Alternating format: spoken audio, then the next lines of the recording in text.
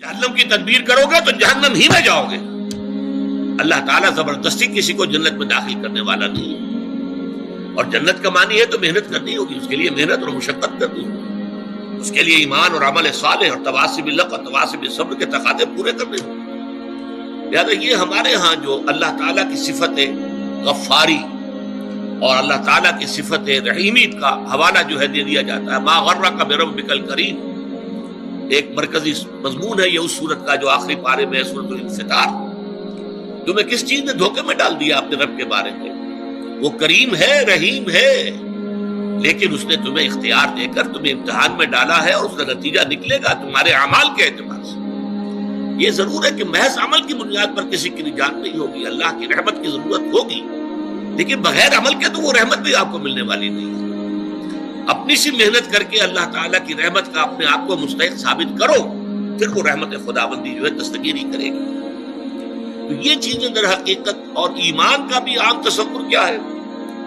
وہ جو شہادت ہے اشہد ان لا الہ الا اللہ واشہد ان محمد رسول اللہ، اسی کو ہم نے ایمان سمجھ لیا. حالانکہ یہ تو اقرار باللسان سے ہم مسلمان تو ہو گئے.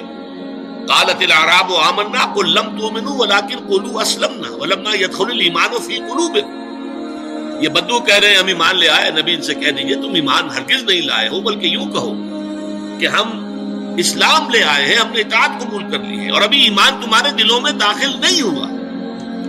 جب تک یہ ایمان دل میں نہ کھل جائے وہ ایمان نہیں ہے. وہ کلمہ شہادت ہے، وربل اٹیسٹیشن ہے، وہ اسلام کا رکن ہے، ایمان کا نہیں ہے. ایمان کا رکن کیا ہے؟ ثم لم يرتابوا انما المؤمنون الذين آمنوا بالله ورسوله ثم لم يرتابوا. اصل مومن تو وہ ہے جو اللہ پر، اس کے رسول پر ایمان لائے، پھر شک میں ہرگز نہ پڑے، یقین کی کیفیت ہو جائے. پھر عمل صالح، جیسا کہ میں نے کہا قرآن مجید میں شاذ آپ کو بڑا تلاش کرنے کے مقام تلاش کرنا پڑے گا جہاں کہ ایمان کے ساتھ عمل صالح کی شک موجود نہ ہو، وہ لازم و ملزوم کی طرح ہوتے ہیں. پھر یہ تواصی بالحق اور تواصی بالصبر. تو یہ تمام چیزیں لازم ہیں، اور ان کے لزوم کو در حقیقت ذہن نشین کرنا، جیسا کہ میں نے عرض کیا کہ اس کی ہمارے اس منتخب نصاب کے درس کا مرکزی ہدف یہی، ٹارگٹ یہی کہ ہمارا جو تصور ہے فرائض دینی کا وہ بدل جائے. اب دیکھیں ان چاروں چیزوں کے اندر در حقیقت یہ چار چیزیں نہیں ہیں، بلکہ یہ ایک ہی سلسلے کی چار کڑیاں ہیں. ایک سے دوسری شے خود بخود برآمد ہوتی ہے. میں اس کو ایک بڑی سادہ سی مثال سے پہلے سمجھاؤں. دیکھیے دنیا میں کوئی معاملہ آپ کے سامنے آتا ہے، فرض کیجئے کہ کوئی جھگڑا ہے، کوئی تنازع ہے، کوئی قضیہ ہے. پہلا کام، اگر آپ واقعتاً شریف انسان ہیں، مضبوط سیرت و کردار کے مالک انسان ہیں، صاحب کردار انسان ہے، تو پہلا کام کیا ہوگا کہ آپ اصل حقیقت تلاش کریں امکانی حد تک کہ مسئلہ ہے کیا، کس کا حق ہے، کون برحق ہے، کون جو ہے اس کا حق ثابت ہوتا ہے.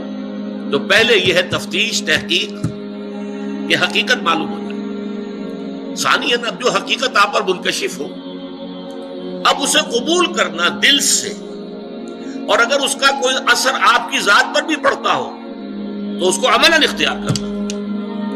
فرض کیجئے کہ اس معاملے میں کوئی ایسا پہلو نکل آیا ہے جس کی زد خود آپ پر پڑ رہی ہے، تو اس لیے کہ مجھ پر زد آ رہی ہے یا میرے والدین پر آ رہی ہے، میرے رشتہ داروں پر آ رہی ہے، اگر غض بصر کریں گے، صرف نظر کریں گے، تو معلوم ہے سیرت اور کردار نام کی کوئی شے نہیں ہے، پھر بودا انسان ہے، کوئی حیثیت نہیں. جیسے کہ قرآن مجید میں سورہ نساء میں فرمایا گیا یا ایھا الذین آمنوا کونوا قوامین بالقسط شہداء للہ وَلَوْ عَلَىٰ أَنفُسِكُمْ أَوِ الْوَالِدَيْنِ وَالْأَقْرَبِينَ.